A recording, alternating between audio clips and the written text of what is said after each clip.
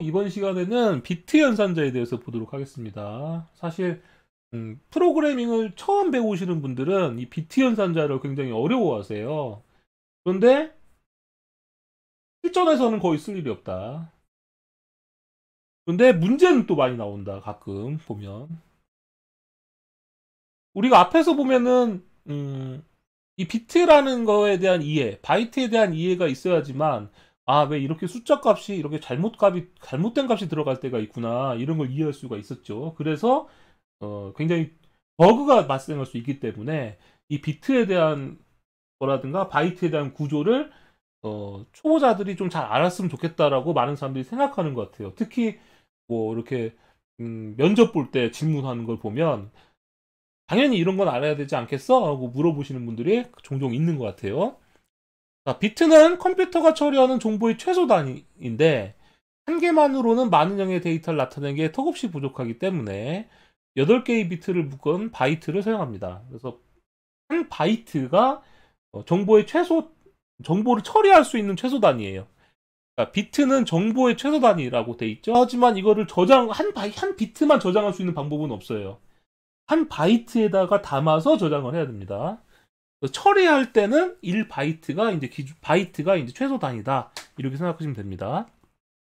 1바이트는 8비트로 돼 있으니까 0이 8개부터 1이 8개까지 된 값을 표현할 수 있는 거고요.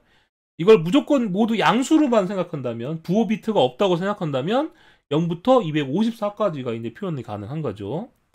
1바이트를 16진수로 표현하면 4비트씩 쪼개가지고 00부터 FF까지 표현이 가능합니다. 그래서 4비트는 0부터 15까지 가능한 거죠. 연산자는 논리 연산자와 비슷하지만 비트 단위로 논리 연산할 때 사용하는 연산자를 말합니다. 그래서 앰퍼샌드, 윗꺽쇠, 물결무늬, 왼쪽 꺽쇠가 2개, 그다음에 오른쪽 꺽쇠가 2개, 오른쪽 꺽쇠가 3개 이런 연산자들이 사용돼요. 앰퍼샌드 하나는 엔드 연산, 그다음에 하나는 오어 연산, 그다음에 이제 윗꺽쇠인데 잘못 썼네요. 윗꺽쇠는 XO와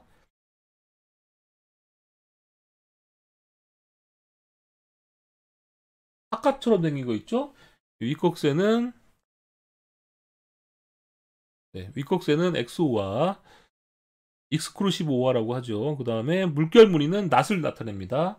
우리가 이제 논리연산자에서는 느낌표가 부정연산자였었잖아요. 그런데 비트에서는 물결무늬가 되고요. 그 다음에 꺽쇠가 좌측으로 2개 있는 건 좌측 시프트 연산자라고 하고 오른쪽 2개는 우측 시프트 연산자, 오른쪽 3개는 우측 양수화 시프트라고 말을 합니다.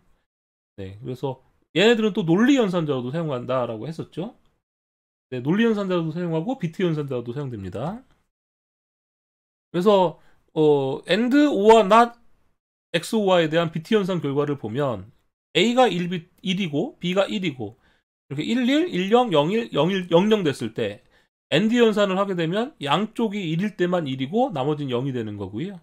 OR 같은 경우에는 어느 한쪽에 1이 있으면 1이 되는 겁니다. XOR는 서로 반대됐을 때 1이 된다고 했었죠.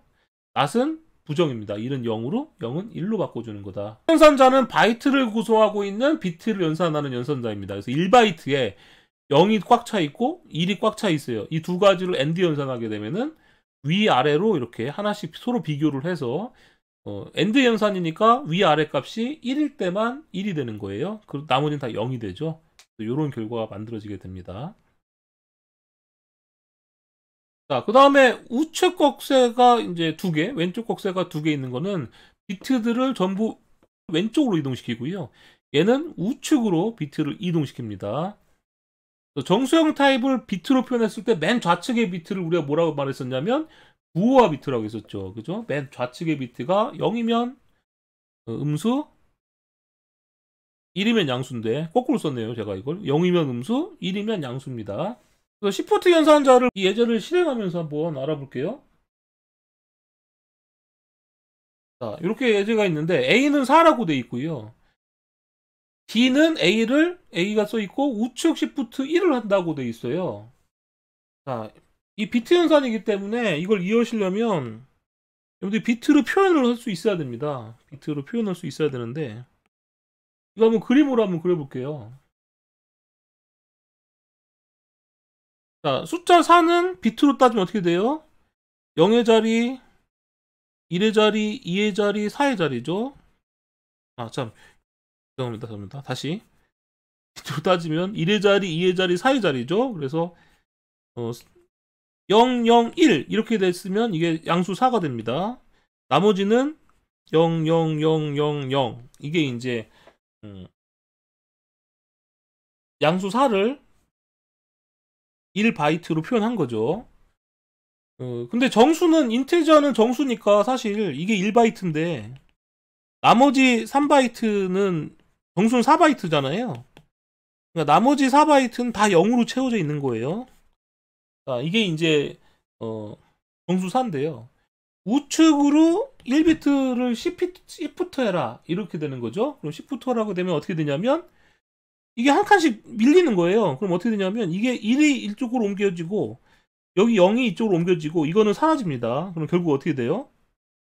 얘는 0은 여기로 채워지죠. 그리고 맨 왼쪽에 있는 것은 0으로 채워집니다. 그러면 어떻게 되냐면 0, 1이 돼버리잖아요. 그러면 2가 됩니다. 근데 만약에 4를 우측 20부터 해라 이렇게 되면 어떻게 돼요? 원래 숫자가 여기 1이 있었는데 얘가 두 번 옆으로 가니까 하나 가서 여기로 갈 거잖아요. 그죠? 근데 나머지는 다 0으로 이렇게 채워지게 됩니다. 그럼 얼마가 되는 거예요? 20부터 하면 1이 되죠. 결국 이게 시프트 연산자는 결국 뭐냐? 시프트 연산자라는 것은 어떤 내가 3만큼 시프트 해라 이렇게 된다는 것은 2의 3승으로 나눠줘라 이거랑 똑같은 겁니다. 그러니까 1만큼 시프트라는 건 뭐예요? 2의 1승으로 나눠줘라 이거예요. 그럼 4 나누기 2여니까 어떻게 됩니까? 2가 되는 거죠. 그래서 컴퓨터는 왜 계산이 빠르냐면 여러분들께서 이제 곱셈할 때 2를 곱해줘라 라고 하면 막 사람은 2를 곱하잖아요. 그런데 2를 곱해줘라 혹은 2를 나눠줘라 이렇게 하게 되면은 시프트 연산자로 그냥 한 칸만 딱 이동시키면 2로 나눈 효과가 있는 거죠. 그다음에 반대로 이렇게 거꾸로 돼 있으면 어떻게 돼 있어요? 연산자가 시프트 연산자가 이렇게 돼 있으면 왼쪽으로 가게 하면서 맨 오른쪽이 0으로 채워집니다. 그러니까 4에 우측 시프트 1 하게 되면은 원래 1, 0, 0이었는데 하나가 0이 하나 더 채워지는 거죠. 결국 8이 되는 겁니다. 4를 우측 1 시프트 하게 되면 2가 나왔고요. 4를 좌측 시프트 1하면 8이 되죠. 즉 얘는 2의 1승으로 뭐 한 겁니까? 곱한다 이러는 거고 얘는 2의 1승으로 나눈다 라는 뜻이 되는 겁니다. 만약에 2시프트라고 돼 있으면 2만큼 시프트라고 하면 2의 2승 얘는 2의 2승이 되는 거예요. 숫자 2가 되면 그런 식으로 계산이 된다 이렇게 이해하시면 되겠죠? 그래서 시프트 하는 숫자의 값을 n이라고 한다면 좌측 시프트는 2의 n승으로 나눈 결과 우측 시프트는 2의 n승으로 곱한 결과가 나옵니다. 근데 우측 꺽쇠가 3개 있는 건 뭐냐? 지정한 수만큼 비트를 전부 오른쪽으로 이동시키면서 새로운 비트는 전부 0이 됩니다. 자, 무슨 얘기냐면 지금 이렇게 돼 있는 숫자가 있다고 생각해 보세요. 그러면 맨 좌측에 1이 있으면 이거는 음수잖아요, 여러분들. 그죠? 맨 좌측에 있는 비트가 1이면 음수, 0이면 양수라고 했었는데 우측으로 이만큼 시프트 해라 라고 하게 돼. 이게 시프트 연산자가 3개 있잖아요. 꺽쇠가 3개 있을 때는 이 좌측을 뭐로 채워주게 되면 0으로 채워줍니다. 원래 이 시프트 연산자가 2개가 있을 때는요 이 부호 비트와 같은 값으로 값이 채워져요. 근데 시프트 연산자가 이렇게 3개가 있을 때는 무조건 0을 채워주면서 음수가 있었다면 음수가 양수로 변하게 돼요. 그래서 이거를 양수화 시프트, 양수화 우측 시프트 이라고도 표현하기도 하는 겁니다. 자,